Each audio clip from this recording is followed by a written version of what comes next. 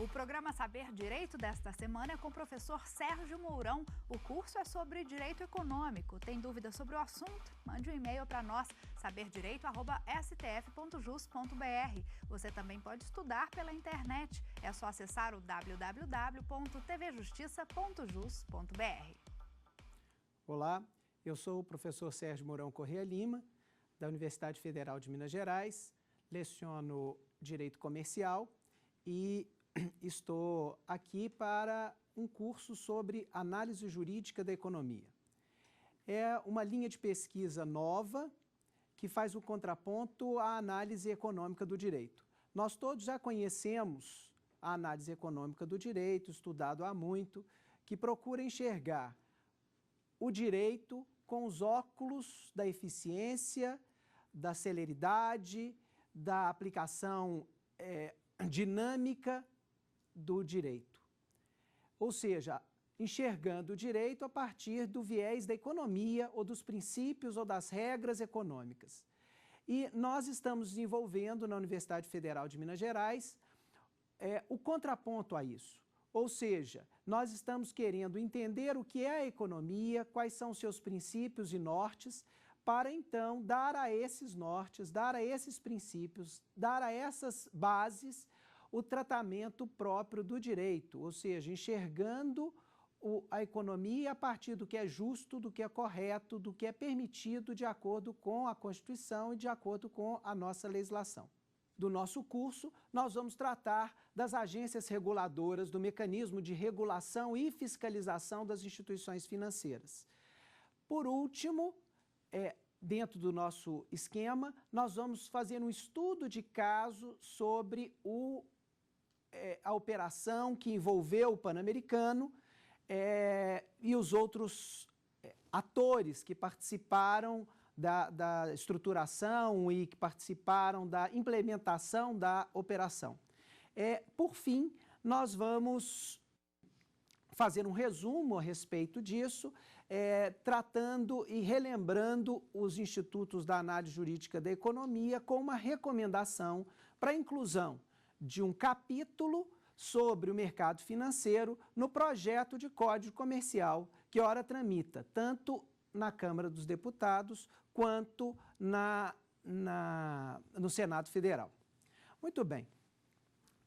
Para tratarmos da análise jurídica da economia, nós não podemos deixar de entender primeiro quem são os sujeitos no plano jurídico e quais são os atos no plano jurídico. Ou seja, para fazermos uma análise tanto do direito quanto da economia, é muito importante que a gente analise o aspecto subjetivo e o aspecto objetivo. Dessa forma, fica muito mais fácil nós entendermos o direito e os institutos e de modo a classificá-los e a aplicar a eles as regras e os ditames constitucionais, legais e etc. Muito bem. Na ordem, agora vamos tratar primeiro do aspecto subjetivo do direito, ou seja, vamos responder a pergunta quem.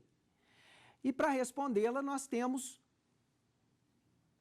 três figuras: as pessoas físicas ou pessoas naturais, as pessoas jurídicas e também algo que para nós no direito do mercado financeiro são indispensáveis, os entes despersonificados.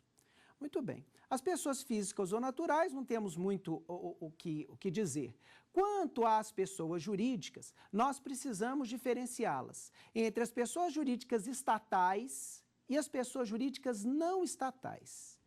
Quando eu me refiro a pessoas jurídicas estatais, eu estou tratando do próprio Estado e não das pessoas jurídicas não estatais com participação do Estado. Não é?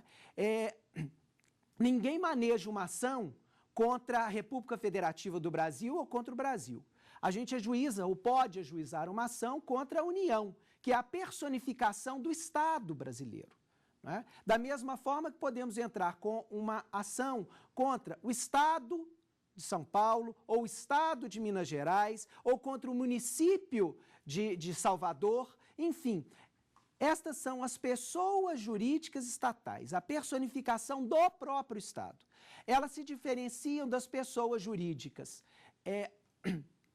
não estatais, que podem ou não ter participação do Estado, né? Então, as pessoas jurídicas não estatais abarcam aí as não estatais, mas com participação do Estado. Nós temos as empresas públicas, como é o caso da Caixa Econômica Federal, que é uma sociedade por cotas, né?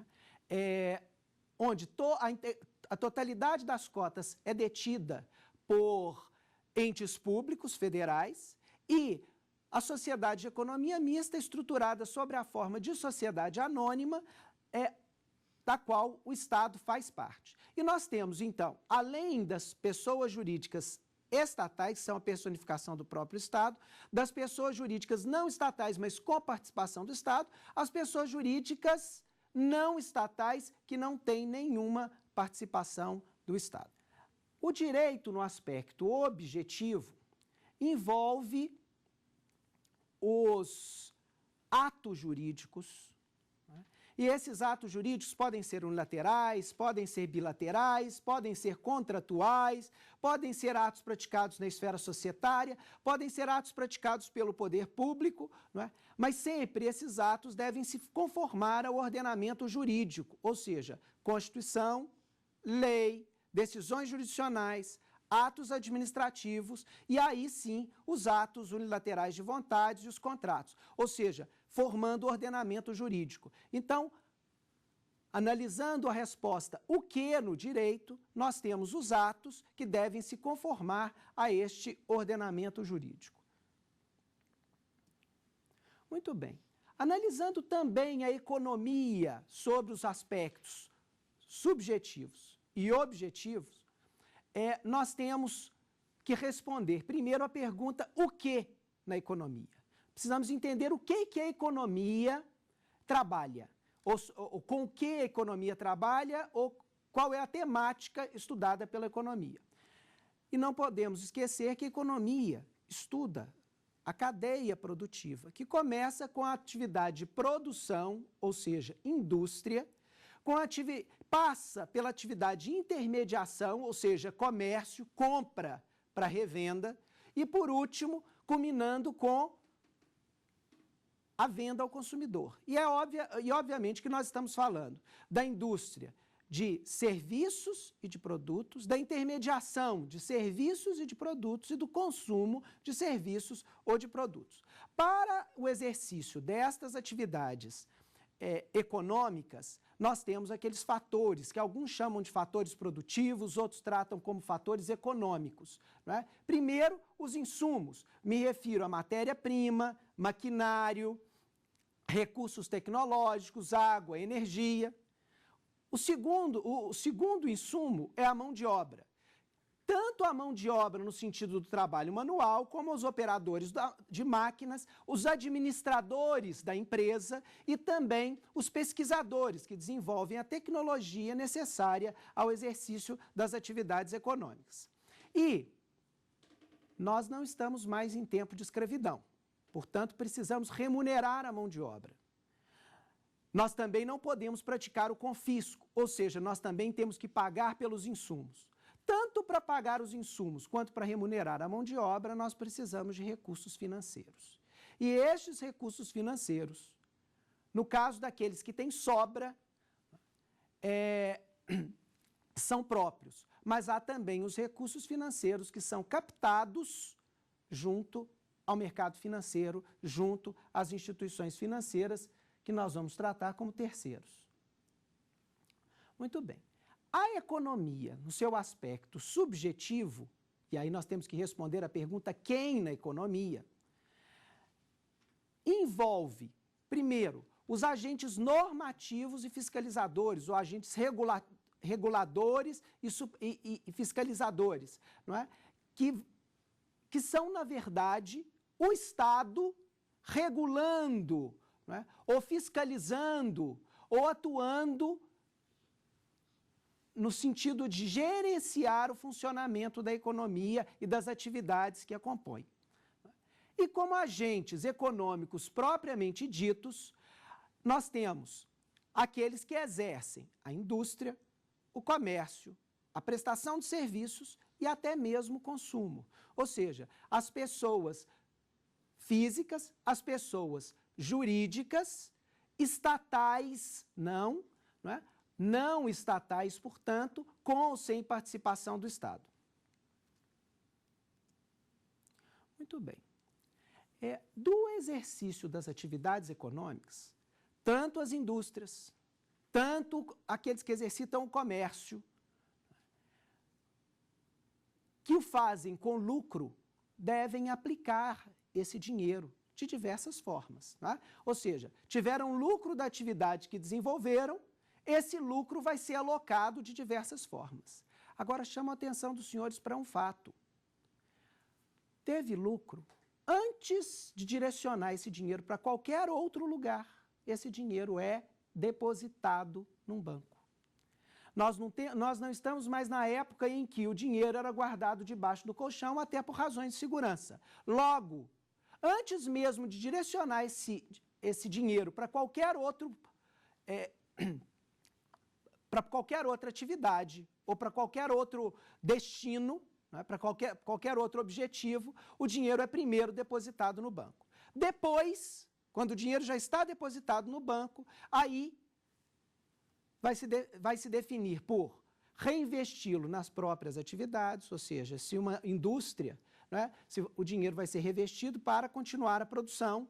Se nós vamos manter esse dinheiro depositado numa conta de depósito à vista ou a prazo, numa instituição bancária, ou eu posso pegar o dinheiro que eu obtive como lucro para consumir bens, para consumir serviços, ou eu posso direcionar esse dinheiro, esses recursos financeiros, para outros investimentos. Eu posso comprar ações, eu posso alocar os recursos para fundos de investimento, eu posso, preocupado com o meu futuro, com a minha aposentadoria, destiná-los a planos de previdência complementar, ou eu posso até apostar, por exemplo, na valorização do dólar, ou na valorização de uma ação, ou na valorização de uma mercadoria, trabalhando no mercado de derivativos.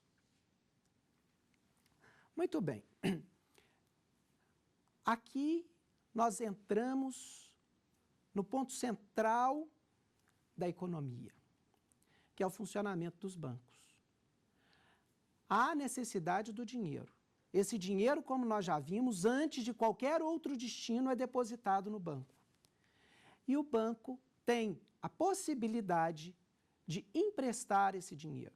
Ou seja, basicamente, o funcionamento das instituições bancárias consiste em captar o dinheiro dos depositantes correntistas ou receber o dinheiro da população brasileira pela via do depósito e utilizar este dinheiro emprestando a quem precisa por meio do contrato de mútuo. Obviamente que tanto na captação dos recursos, o que nós conhecemos como operações passivas, quanto no empréstimo desses recursos, há incidência de juros. Mas nós bem sabemos que a taxa de juros que se paga ao depositante correntista como forma de instigá-lo a depositar o dinheiro no banco é pequena, principalmente em comparação com a taxa de juros que é cobrada do mutuário ou do devedor quando aquele mesmo dinheiro é emprestado. Né? Então, as atividades dos bancos consistem basicamente em receber dinheiro em depósito, operação passiva, né? E emprestar tanto o capital próprio do banqueiro,